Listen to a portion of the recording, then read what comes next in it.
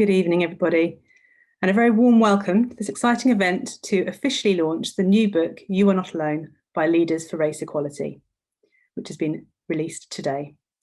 So before we move into the event, I just want to remind you that this is going to be recorded, and you have the facility to use the chat function, as I see some of you have already been doing, to make comment throughout the event.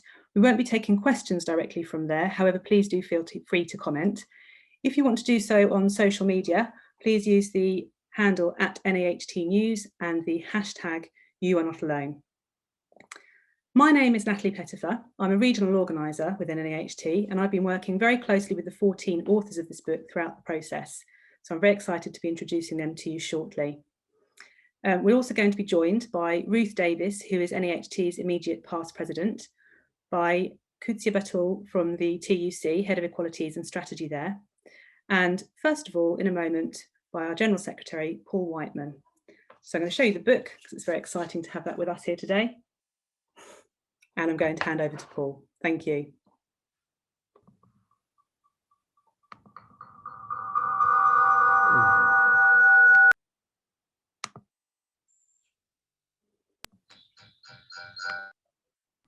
Sorry, Natalie. I'm going to leave.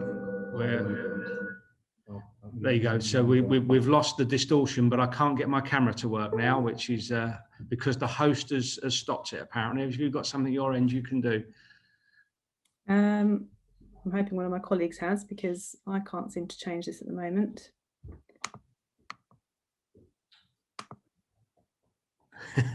What a great start. Okay. Well, But I start talking anyway. Yeah, thank you. And see where we get to. So I'm really sorry, colleagues, that I'm not able to get my camera to work, and very, very sorry, because we are really excited about launching this book, and it would have been nice for me to demonstrate the joy with a smile on my face as well at the same time. But launching the book, You're Not Alone, 14 stories of the experience of Black, Asian and minority ethnic leaders in education. And we hope this will give real insight into what happens in schools. But it's a book full of hope and a book full of success too. Now, the irony of a white man who happens to be called Whiteman opening a book launch about Black, Asian and minority ethnic experience is not lost on me, I can assure you. But it also kind of makes the point, doesn't it? That if school leaders are to have confidence that their union truly speaks on their behalf, then all of us must understand the experience of our colleagues and find a way to amplify member voice, but not replace it. Now, the tragic death of George Floyd gave us pause for thought and a moment to recognise that all of the NAHT's well-meaning effort, policy statements and pronouncements were all very well and good, but we needed to be strong enough to look at our activity, as it clearly wasn't enough. And if I've learned anything from a few decades as a trade union official, it's to ask your members to help when progress is slower than it should be. Our job is to organise membership, not simply offer people a product or a service to buy. The power of collectivism, mutual support and allyship has always been the success of the trade union movement. So when our members turned to us at that difficult time, the NAHT facilitated the creation of the Leaders for Race Equality group, where a powerful exchange of experience and a desire to tell stories developed. Then the idea of the book emerged from within the group, with 14 brave members agreeing to tell their stories, so much more powerful than statistics and government-sponsored reports.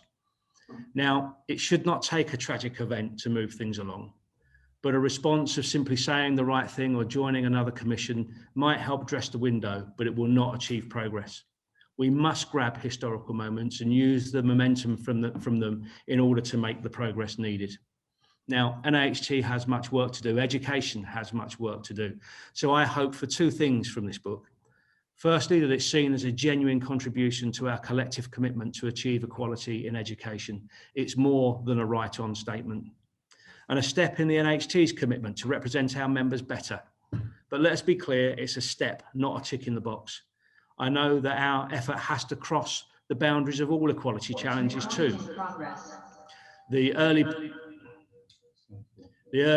publicity of the book has invited some what about us correspondence. Now, this book features Black, Asian and minority ethnic experience, but not at the cost or to marginalise other forms of discrimination. We cannot get into the game of pitching one person's rights against another if we want to achieve the society that we dream of. But we cannot be shy of illuminating stories for fear of criticism either. The struggle for equality and equity involves us all. We can help organise all affected members. As I say, this is a step, not an end to a journey. Now, before I hand back to Natalie, I'd like to thank all the members of the NAHT team that have been involved in the production of this book, but in particular, Natalie Pettifer, and all of the NAHT members that have taken part in the Leaders for Race Equality group and the progress that the existence of that group has already achieved. But finally, for the generosity and the bravery of all the book's contributors, but especially to Lorna Legg, the book's driving force. So enough from me. It's time to hear more about the book from those who wrote it. Thanks, Natalie. Thanks, Paul. As you can see, if you've just joined us, unfortunately, we do seem to be having some technical issues. We are trying to get the authors to be able to join us with their cameras now, but I don't think it looks like we're having much luck. So what I will do in the background while we're trying to perhaps sort out the settings so that it enables them to do that, is just make sure that I now clearly let you know who the 14 authors of the book are. So we're joined this evening by Lorna Legg, Sarah Hobson-Riley, Elaine Williams, Simone Campbell, Rick Stewart-Shepherd, Sabrina Edwards, Rahena Alford-Rahim, Ross Ashcroft, Yvonne Davis, Debbie Doherty, Maylie Natima, Danielle Lewis-Igonu, Diana Ahini-Darko, and Anna Osapanin. And we've now had Paul be able to join us on screen, so hopefully that means that the settings might be adjusted so that we can see the authors as well, because we really do want to hear from them all now. If I just explain to you how this is going to operate, hopefully in a moment, we've got about 25 minutes set aside where we're going to have a discussion with the authors just to reflect on certain themes. So we're going to be asking some of them their inspiration for getting involved with the book, some of them how they actually felt during the process of getting their stories written down, and also for a key thing that they would like school leaders to take away after reading the book. So hopefully, as I say, we will be with them very soon. Bear with me one moment and we'll just see what we can do. Okay, so we are working on it. So as I say, apologies for the fact that we haven't got them here with us just yet. I would like to say personally, as I've been working from the beginning of the project, that it's been, feels like a long time coming. It really hasn't been. The project started in around September time. As Paul mentioned, we had the Leaders for Race Equality Network, which began about a year ago now. And then we had the first couple of meetings, really inspirational stories that people were sharing of their experiences. So one of the members, and I'm glad, very glad to see that they're just coming through with their cameras now. So that's obviously being resolved, we're on their way. One of the members actually came to us with the suggestion of bringing the stories together into a book format. That was Lorna Legg. And we're going to hear from all of the authors very soon as to how it developed from there. So if you can just bear with me one moment, I will see who we have on screen.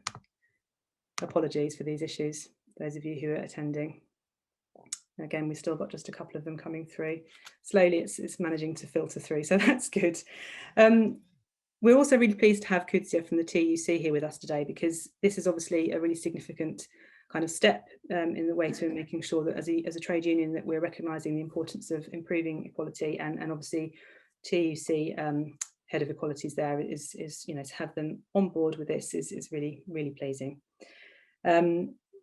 What I'm going to do now, I think, is I'm going to start to have a conversation, and hopefully people will be able to join with their cameras slowly as we move through, because obviously you've come here to hear about the book from the authors. So fortunately, we have got Lorna and Sarah, who were in the first group that I was due to ask. So hopefully while we hear from them, the others will be able to join in. I'm going to, hi, sorry. So Lorna, Sarah, hello. I'm also going to, in this group, I know that people were thinking about their inspiration to share with the attendees today, Elaine, Simone and Rick. So hopefully they'll join slowly as we filter through. We've got about 8 minutes, so here we go, brilliant. Thank you and welcome. I'm pleased we can see you now, and looking forward to the rest of you coming on screen.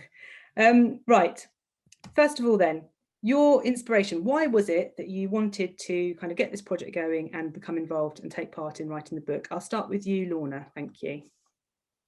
Hello, everybody. It was very much a result of not being part of the very first meeting, where I know that lots of members shared their experiences as children and growing up. And they started to share those with me when I joined shortly after the group began. And I was so touched and so moved by them. And, you know, joining in, and it was very rare, and it probably is for other members of the group, to come across so many similar experiences to those I had as a child and then later on. And it was such a sense of unity and compassion. It was wonderful to experience that. Started to think and thought that somebody would mention, well, we need to share this more widely because people understand what it's like, what experiences we have in common. And when I suggested it, people were really happy to take part and so positive. So it has been just a real pleasure, because starting to get the first stories in was so exciting. And I wrote mine really early on, but it is really scary. People are very brave to share stories. But yeah, it's been a wonderful experience, and I'm so in awe of everybody else's contributions, because they have really shared things that are hopefully going to be really helpful and positive in the long run. So thanks to everybody who's been part of it. Thank you, Lorna, for bringing the idea to us as well. Right, so Sarah, if you'd like to come in, you know, what inspired you to take part in the project once it was sort of floated as an idea? Hi, Natalie. Hello, everyone. I think my original thought process behind getting involved was the fact that as a young teacher many years ago, that I didn't have that inspiration, or I didn't have anybody to provide or help me with a vision of getting to leadership level, and the aim to be able to try and rectify that by being part of this book and providing a voice and a platform for our younger generation of teachers to actually see and aspire to a level of leadership that is achievable. I thought part of being part of that book and sharing that with, or sharing our past with the younger generation of teachers who are seeking to rise to where we are at now, will provide a real platform of support. And that was my original inspiration about being part of this. Being part of this group, and just echo what Lorna said, has been such a forum of support. And a real sense of community to be able to discuss with other leaders who are like-minded, who have similar perceptions, to be able to offload at times as well, has just been a real support network, and really aspirational to be able to be and work with these people who, when I read the book of everyone else's story, have had really similar experiences to myself. So I'm guessing that anybody that reads this who is in a similar situation, maybe 20 years behind us, will be able to see that despite hurdles, there is a possibility to get there. Excellent, thank you. Elaine, how about yourself? What was your inspiration for taking part? Hi, Natalie. Hello, everybody. For me, I really thought it would be an opportunity to share the journey that I'd been on, and for people to understand that journey and to sort of have some hope about what their journey might be like if they were facing some challenges, and that realization that there might be challenges, but there are ways of overcoming them, and how you can find support for that, and how you can strive through. So that was really important for me, especially as a Black leader, to encourage other people to go on that journey, even though there might be challenges, and to find ways through, and to have that support from others along the way. So that was a key driver for me. Thank you for sharing that. I'm just wondering whether, I'm not sure, I can't see Rick on my screen. So the next person I'm going to ask to reflect on their inspiration for taking part is Simone. Thank you. Hello, everybody. My main driver was watching the murder of George Floyd and the Black Lives Matter protests, which were widely publicised. At the time, it left me quite frustrated, angry, and just exhausted because I wanted to see change. And there were occasions where I reflected on experiences that I had faced as a child of overt and covert discrimination, and became quite cross with myself because I hadn't challenged inappropriate behaviour or called it out. And so after great lengths of discussions with lots of family and friends, we all concluded that we wanted to see change, but we didn't know how to necessarily initiate it. So when I joined NAHT and I saw the announcement to join the Leaders for Racial Equality group, and then I heard about Lorna's wonderful idea to compile all of our experiences into book form, I thought, great, this is a wonderful opportunity for me to speak my truth and for me to represent my own experiences accurately without someone else speaking on my behalf.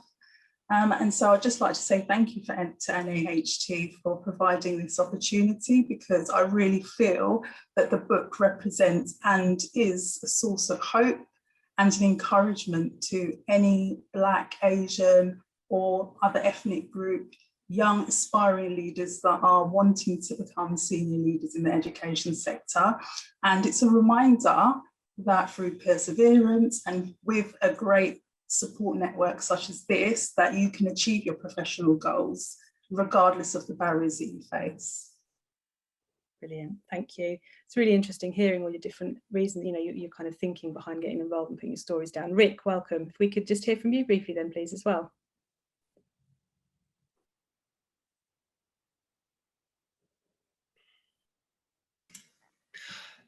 Thank you, Natalie, and thank you, Lorna, for driving this. I've written various things, and it was great to hear that there might be a home for one of the things I'd written in the group. But then beyond that, it was also because it was a piece about not having anyone to talk to after an incident that had happened at a conference, and so it was great to be able to put it down on paper and to think it could be heard, or that there was a place for me to be able to express something. And like we've heard, after Black Lives Matter, I read a piece by Viv Grant from Integrity Coaching, who I'd worked with, and she was like, you know, what is my part to do now? What am I being called to do now? And I realized that for me, it was about not being silent or not, you know, perhaps taking a risk and saying something that I might not have said before. So I was really, really grateful that the group existed, and that the group was also putting together this piece of work. So it's been really good to be involved with that. Thank you. Really, I mean, I would love to be able to spend so much longer speaking to all of you about all of your, you know, your reasons for taking part and how the process felt, and kind of your hopes for the book moving forward. But it's been great to hear from 5 of you within the group. Thank you very much, Lorna, Sarah, Elaine, Simone, and Rick. We'll come back to you a bit later on. So now I'm going to invite up Sabrina, Rahena, Ross, Yvonne, and Debbie, because we've kind of talked about some of the different ways that people have been inspired to take part and some of the reasons that people have chosen to put their stories down into this book format. But what I'd like to now discuss with you as a group is how it actually felt, because this was obviously a very personal process. I've heard that mentioned, you know, a few times in discussions. So how you actually felt during the process of getting your experiences and your stories down in writing. And I'll first of all go to Sabrina. Yeah, as you said, it was a really personal experience, and I have to admit, at first I wasn't sure I wanted to do it at all. And went through quite a few different drafts, so I thought, oh no, I can't say that, and I'm not really sure if I should put that bit in, and I think I need to reword that part altogether. But it was, you know, overall it was quite cathartic. It was a bit like therapy, really, because I'm not sure I'd ever really captured all of those experiences at one time in one place. And I think that for me, that in itself was a really, I don't don't know how to word it, just a really raw experience to go through. So it was exciting, but also quite scary to put all those things down for the general public to read. Thank you, Sabrina. I see some nodding heads there, actually, so I'm guessing that resonated with others as well. Rahena, how did it feel for you? It certainly did, Natalie. Hello to you and to everyone. I think you will find a lot of commonality in what we're saying, because I think that was the most interesting thing we found. We wrote our pieces in isolation, but when we've gone back to read each other's, there's been so many common themes. For me, it was very personal, and I've shared an anecdote in my piece about my mum, and the fact that throughout my life she's always encouraged me not to get a suntan, and not for the obvious health benefits, but actually just because she's quite proud if people mistake me for an English person or a European. And I've always felt that quite hurtful, and I'm not understood, why does she not have a value to our culture? Why are we trying to hide it? But it was actually through writing this book that I uncovered things that had happened to both her and my dad back in the 60s and 70s when they first came over from East Africa, and some of the prejudice they had experienced based on difference. So naturally, if they have experienced difference as resulting in something negative, then they'll want to try and hide that and want their children to hide that. And I also uncovered things about myself that, despite not realizing it, I was doing the same. I was also not being brave enough to talk openly about my faith or my culture. And it's made me that bit braver, actually. It's made me, within my school, I'm now a head teacher in Devon, and I don't have children from diverse backgrounds, but by being able to open up and share about myself, about my faith, actually it's just a wonderful thing. The children are so interested. And what I've come to realize is, if you don't share your difference, you're actually doing people a disservice, because you're assuming that they're going to respond negatively. You're not actually giving them a chance. And I have had an overwhelming positive experience from the children and families in my school. And I know that it will mean that those children will grow up to be really outward looking global citizens in the future. So I'm just so grateful for this opportunity. So thank you to the NAHT, Lorna for the suggestion, and of course you, Natalie, for supporting us through it. Thank you. Great hearing about that kind of learning curve and the education for yourself just through that process. Thank you. Ross, I'll come to you next. How did it feel for you? Hi everyone. I suppose I really understood what writer's block meant. It took me a while to get started. I was in quite a fortunate position where I did manage to read through some of the other chapters of the other authors, and that's quite inspiring, really, because although there's so much similarities, there's also so many differences. There's different age groups, different genders, and all experienced things in their own way with a thread of similarity through it. So I really struggled to get started. I didn't know where to start. You're effectively talking about your life. So what part of your life do you start with? So it was difficult, really, really difficult. And the chapter that I wrote, the part that I wrote, I did it all in one go. There's no rewrites. There's no. When I got going, it all came out like a flood, really. I think the main kind of thing to get started was an actual experience right then and there. I literally had the iPad out just like I have it now, and a conversation started with someone else that was in the room, and that was the start of it. I said, "Well, that right there is the problem." So I thought that was a good place to start. Thank God it got proofread by my other half over here. Probably one of the read as well. But yeah, so the whole thing really was, I felt initially it was quite a difficult experience. I was quite sceptical about putting stuff onto paper, because you are out there for everyone to see. Your face is there, your name's there. I debated around using a different name, but I work with kids with additional needs, and I ask them to do things every single day, to put themselves out of their comfort zones, to do things that will improve like their own lives, but their family's lives and everyone's lives around them. And I thought, you know what, sometimes you need to put yourself out there, even if it's just going to help the next generation. So we went for it, really. One take, that's all it took, but it just took a while to get started. Oh, I don't know. I'm very pleased that you did. Thank you for sharing that. Yvonne, I'm going to embarrass you. I'm going to say happy birthday.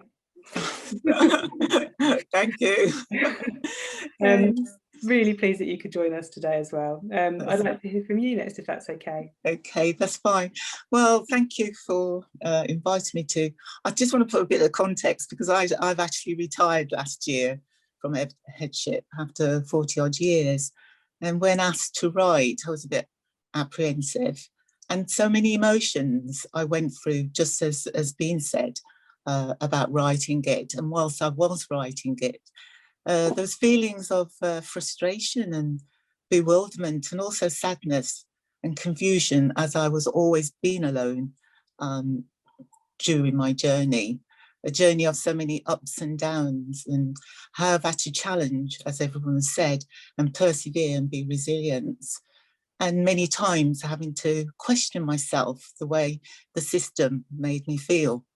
I felt 1,000 words would only be a beginning. And at that time, I just started writing my own book about my journey. So I decided to sort of compartmentalize it with a focus on encouraging young Black leaders to go for headship, regardless of the challenges, because more heads in school, leading is going to make more Black heads is going to make a big difference in some of the disparities that are happening at the moment. I thought about the terrible incidents experience, which many which I've suffered through the profession. But I reflected again and then said, I survived 40 years, and I've survived because I actually love the job. I love making a difference to the children, and regardless of what I face, I will challenge it and I will make a difference for all children. But our children need us, and quite often when a Black child in particular for me comes and says, I'm so glad you're my teacher, and shares that with me, I think I'm doing my job. And my husband reminds me many times I have achieved, and I always ask myself, well, why don't I? It doesn't come naturally, so hence I have put my achievements in the piece that I've written, because I want people to go into the profession and stay there. Challenges will not go away overnight. In the early days of my career, I had to dig deep to bring my confidence out as I suffered many put me downs, not only in training, but also just as a child. So the many years of education hasn't been great for myself, yet I wanted to be a teacher from 7 years old. There must be something in that. And as I moved through the profession, I overcame the barrier of low self-esteem. And of doubting myself and believing myself, yet I was performing at a very good level. But there's always that doubt, as you amongst others. And it was under the leadership, which I have mentioned, of Sir Tim Brigas, who was the Director of Education, and working with very outspoken community groups, that really got me back into being confident for the other challenges of headship. So for me, it has been quite an emotional roller coaster thinking about my journey. It's been cathartic as well. And I thank my parents for enabling my dream. I would not have achieved it without them. And I love teaching, as I said. I want leaders to keep motivated. I'm hoping the topics of change will not be the roller coaster of a wheel that happened in the 70s and 80s, speaking about the same things, but actions will happen. This time we've talked about lives matters, and that there'll be systematic change and people's attitudes and perceptions will change. I'm presently coaching future leaders, and I don't want them to feel battered by the challenges and not given the opportunity. And this group, as much as I have retired, I actually think it is a very powerful group, and thankful for the NHT for leading on that, because that is what we need after the experiences, some of the experience I've had. And it is quite good to say you are not alone, because there are these people there. Okay. Thank you very much. And so finally, on to Debbie. Hello, Natalie. Hello, panelists. Hello, everybody. For me, I was quite nervous to start off with, and I can remember actually not wanting to do it. And I think Lorna really pulled me in and said, come on, you can do it, you can do it. So, okay, I will give it a go. And then I got quite excited about it, because secretly, I've actually always wanted to be an author. And I thought, oh, this is my opportunity. You know, I would say to my family that one day in Waterstones, they'd see Burley Doherty and then Debbie Doherty in the future. Maybe that's not going to happen, but I got quite excited about it. But following that initial sort of excitement, it was actually a time for deeper reflection. And I say this because about 5 years ago, I think it was about 1 year after moving to Birmingham, I was actually interviewed by BBC Northampton Radio on a very, very similar topic.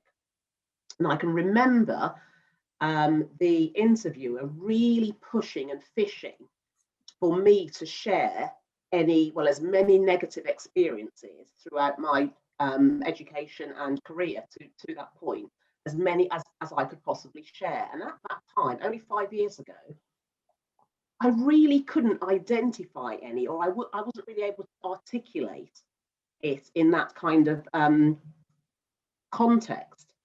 And then, you know, fast forward 5 years now, I've developed as a leader, but also the terrible experiences, Black Lives Matters, George Floyd, all of that. It really made me think more deeply. I had to be more reflective. I think I was, throughout my whole life, actually, I've been cursed with this naivety.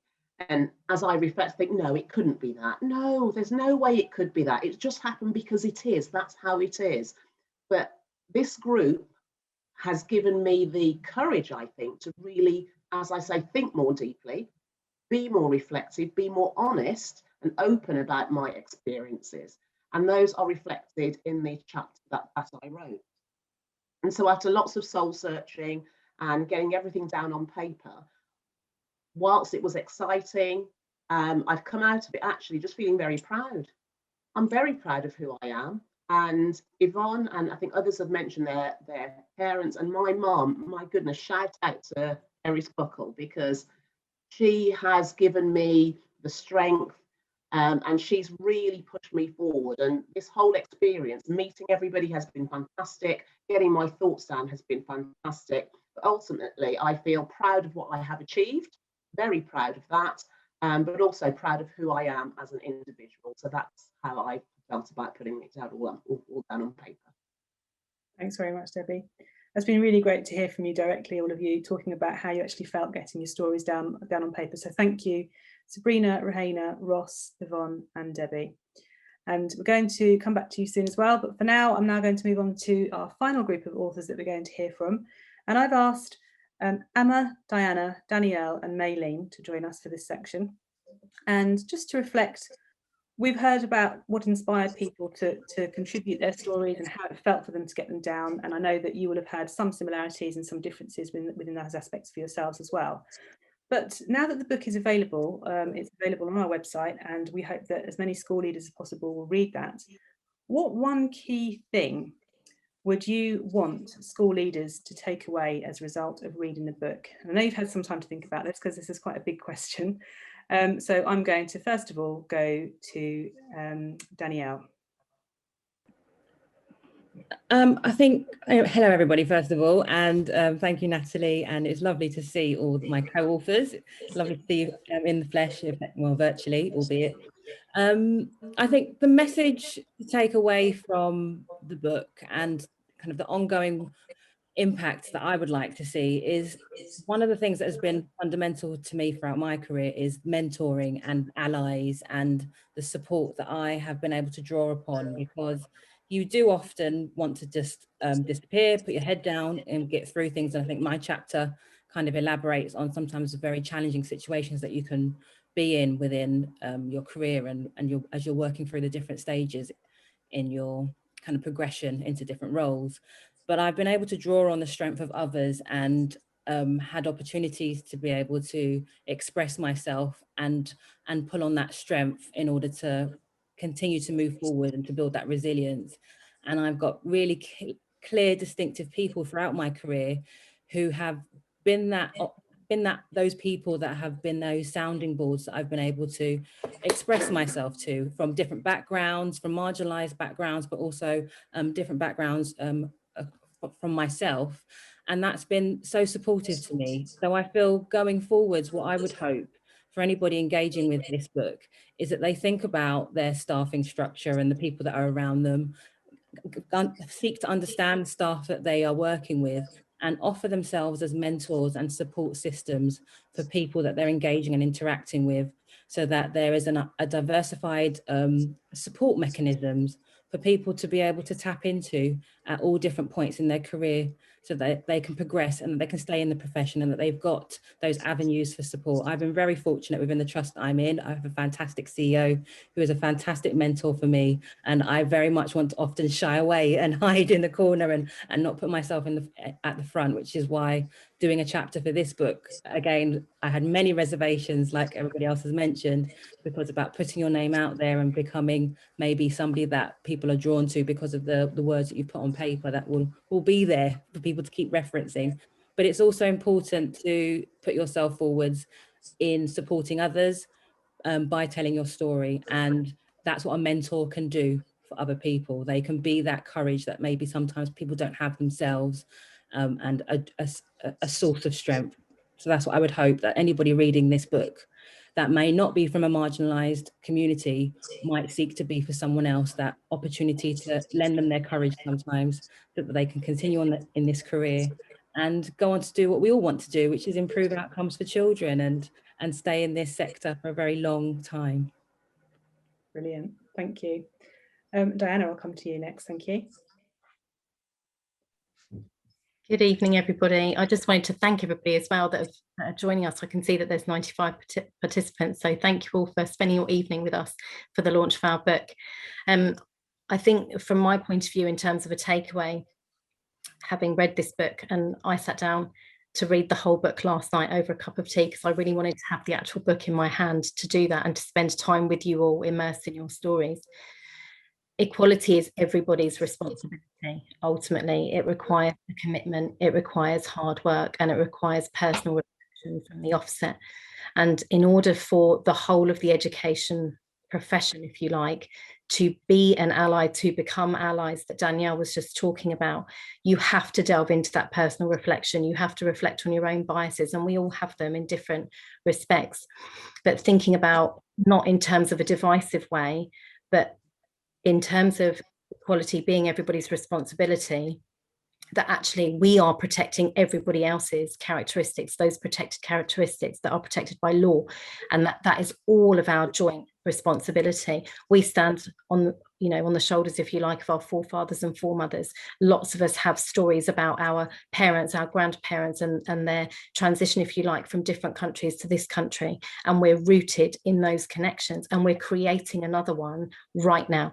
From the death of George Floyd last year, another connection is being made across the globe. We are now the global ethnic majority, and we stand firm in that connection in terms of our identity. So in terms of what we want to take away from the book, it's creating safe spaces, it's having those dialogues, it's opening up discussions and making everybody feel that they are a person, they are a human being, they belong where they are. So no matter what school you walk into, you belong there. You've been put there for a reason. Maybe it was a call. Yes, you got past job interview. Hopefully it wasn't a best fit job interview, but you got there on absolute merit on the day. And just lastly, I think it's just thinking about the fact that being part of this group, I've noticed that, reading the stories, listening to people, there are a lot of trailblazers amongst us. We are doing first, we've been first, our voice is getting out there. So to anybody listening today that has been afraid or stands in fear, do not stand in fear. Your voice will be heard, and it's important. We hear you, and you are not alone. Thank you very much, Diana. And fitting that you ended with the words "you're not alone," obviously the title of the book, because the last person that we're going to hear from on the subject of what to take away is actually, it was Maylene, it was your contribution, I believe, that was chosen for as the title. So what would you like to come from this? I would like, I'm going to do product placement, everybody to download the book. Can you see it? Download. Oh, we can't see it in my book. Download the book, share it with, I would love this book to be in the hand of every new teacher, every aspiring leader. I would like them to know that they are teaching the next generation of leaders and to inspire the next generation of leaders. I would have loved one of my teachers to have read this book and have seen me and have seen my potential. We want the next generation not to have to fight as hard, not to have cried as many tears, not to have worried about, am I good enough? But actually be told that they're good enough and that they can make a difference. That's certainly what I have drawn from this group from the first time we met, and we all sat and just cried because we finally heard each other's stories. Even as I say it now, it makes me emotional remembering that time that we just were listening to each other going, oh my gosh, this is the first time I've heard someone else's story. And I just think that this book has so many powerful stories that need to be shared to the next teachers coming through, the next head teachers, the person who will take my job in the end and lead my school forward, lead your school forward. We want the next generation to stand proud and to do better and bigger than we did. And I just think that this book can create those opportunities. I have big dreams. And I have big dreams of all the children that I teach. I have, none of them can say that they can't, everything is possible. And I just think that tonight just shows that this platform has made it possible. And I'm so proud of everyone who's contributed. Thank you for sharing that, Nadine. Yeah, I remember that meeting as well. I was really privileged to be facilitating that meeting, that first meeting, and hearing the stories and seeing your reactions was very powerful. So thank you, Maylene, Diana, Danielle and Emma for joining us there to reflect on what can happen with this book after school leaders have read it. Unfortunately, that will be all we have time to actually hear directly from the authors, because now I'd like to introduce Kutsia Batul, who is the Head of Equalities and Strategy at the TUC.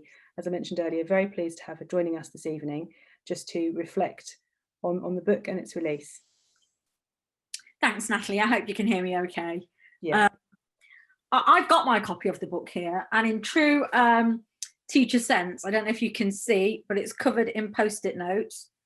And even though it's embargoed, I have to guiltily admit I have shared little snippets from it. So I'm really sorry about that.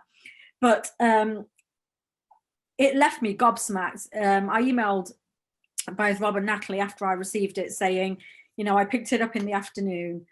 I read it all the way through, and I was a blubbering mess, I think was the phrase I used, because these were my stories. You see, I'm a career teacher. I was a head teacher, and knowing that actually in all that time when I was experiencing imposter syndrome, self-doubt, questioning decisions, questioning myself, questioning my ability to do what I thought was in the best interest for my children, I wasn't alone. And not only was I not alone, there were people sharing that journey. And there were some stories with this that resonated in terms of my own parents' journey here and my own background, and gave me pause to think about the parts of us that we have to cut off when we want to be a head teacher, and actually what a gift it is to be our authentic selves in everything we do, and not just a gift to us, but a gift to other staff and a gift to the children that we teach and the role modeling that we do. And I made some notes as everyone was talking, and the thing that kept coming to the forefront of my mind was, you did the impossible. The people talking about their stories did the impossible, and that was, you made me want to be back in school again. And you made me forget about the workload and the insane targets and the budget issues, and you made me want to be in school, but you made me want to be in your schools, and you made me want to be a teacher or a child in your school, and to listen to you and to see you live your stories, because they were that important. And another note I made to myself was about the invisible reach this book will have, and that will be the people who don't feel brave enough, who are in difficult and precarious situations, who think that they can't challenge, they can't question, that they are wrong. Well, the impact that this book will have on those, I don't think can be underestimated. And that's why it's so important we tell our stories. It's so important we share our stories. And it's so important that we do it with as much authenticity as we can, because that knowing about our heritage, knowing about our journey, knowing about what it's like to go through the systems here, to go through the job system, to become a school leader, benefits everyone. And I think that's especially important to highlight today, this week, when we think about the anniversary of Windrush, and how the denial of heritage, the denial of people's journeys, the underselling of the impact those journeys that people took to come and contribute here, what that had, you know, the fact that that scandal only came to light recently, and people had to really fight for that to be heard. And I think we've got a responsibility to take that fight on and make sure that we not only shout about this as loudly as we can, but we make it easy for other people to share that. Now, I'm supposed to be talking about the Anti-Racism Task Force, which I will do. Now, I promise I'll get onto that in a minute. But there is just one last thing I want to say about what I've heard today, and it's a phrase that I'm sure many of you have heard, and the phrase is that our children can't be what they don't see. And obviously the people talking today have shown that children defy us anyway, but I think our children shouldn't have to struggle to be what they can't see, and we should be prominent, we should encourage as much representation as we can, and we should fill those leadership positions so that our children can fill those leadership positions, so that we can really show what a united, diverse, inclusive modern Britain can and should be like. Because, you know, there are forces that would seek to pit us against each other, when the reality is it takes all of us working together to do what's best for children, and to, as someone said earlier, to get the best outcomes. Now, I'm also here from the TUC. I'm proud to lead on equality and diversity, and I'm here representing Frances O'Grady, who is the General Secretary of the TUC, but also Patrick Roach, who is the Chair of the Anti-Racism Task Force, to say, you know, we are taking this personally. We are taking the messages and the lessons in here personally, and our Anti-Racism Task Force is a cross-union initiative which is designed to address racism where it occurs, and to root it out, and to empower BME people, working people across this country, to get organised, to get in elected positions in unions, to get in staff positions, and to really be able to be at the forefront of policy making decisions. So we're not always on the back foot. It's not always about underrepresentation. It's about really centering and amplifying issues that affect us all, issues around pay, issues around jobs, issues around terms and conditions. And what I will also say is, we know racism exists at work. We all know that. But as trade unions, we have to demonstrate a commitment to eradicating the prejudice and discrimination and disadvantage that continue to deny many Black workers the opportunity to not only secure decent jobs and careers, but also decent educational outcomes. And part of that, a huge part of that, is making sure we get it right at the earliest stage. So whilst we're doing it from a trade union perspective, and I'm really, you know, happy to be here as a trade union ally, to see teachers doing it and head teachers doing it from the earliest possible perspective is so important. And I really don't think we can underestimate the impact that's going to have. And what I will say is that there's no more important priority for us than our movement today to do whatever it takes to stand up against racism and to secure racial justice at work. And we know what a hostile environment does. We know what it does to Black working people. We know what it does to Black children.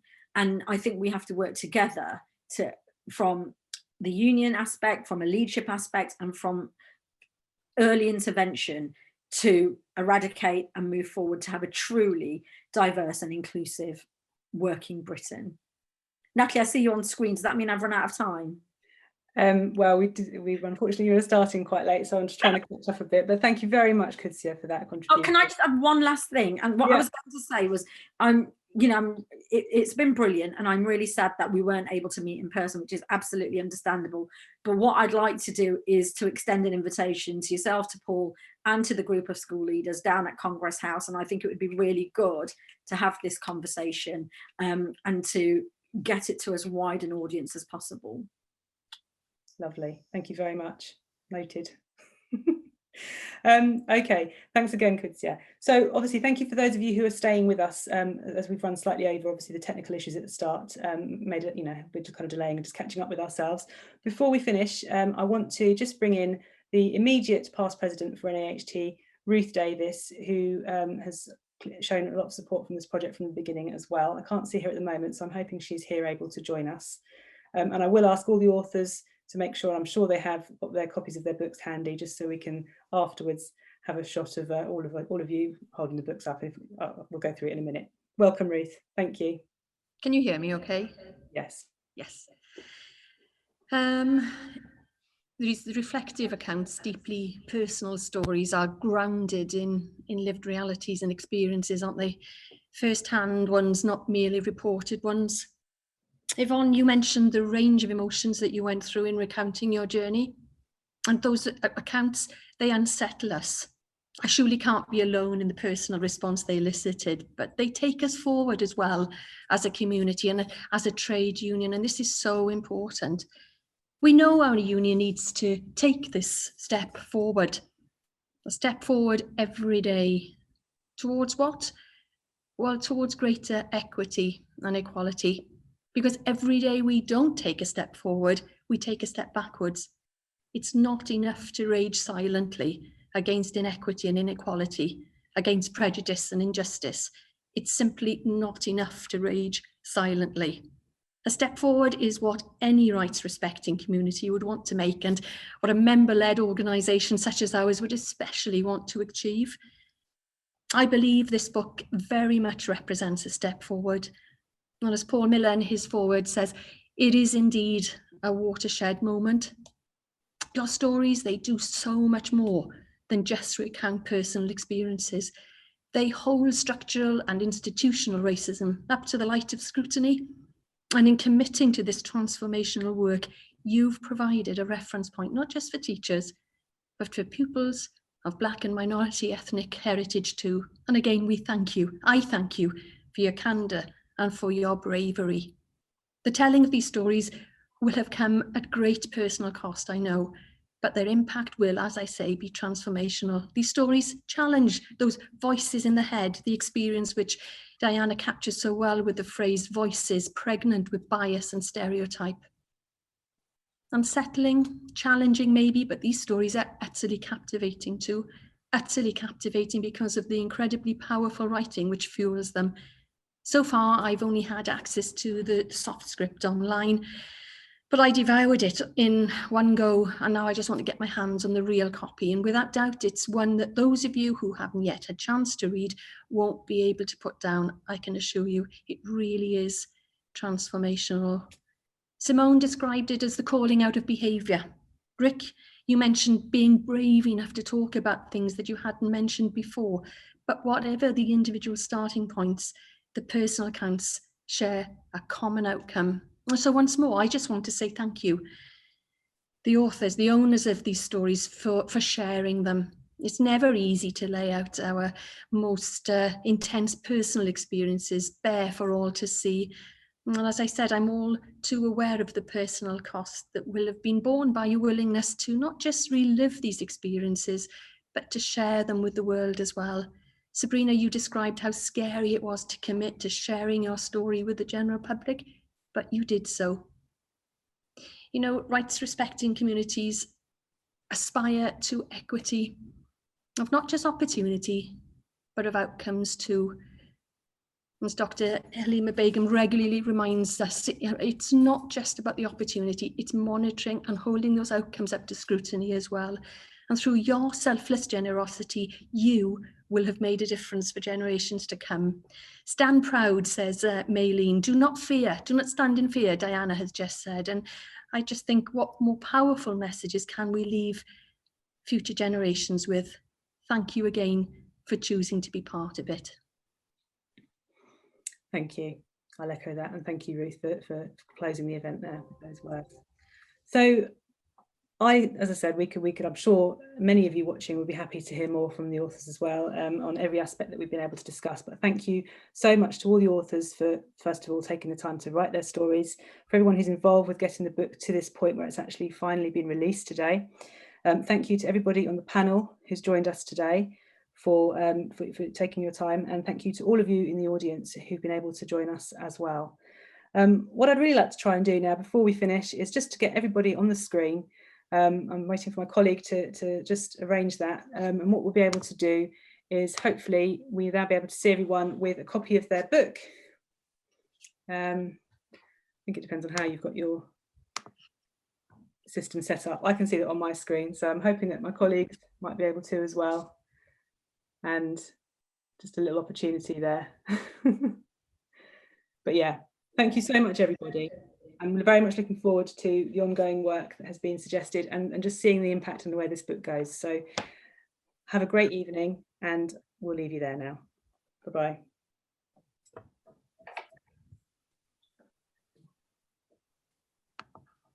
Bye, everyone.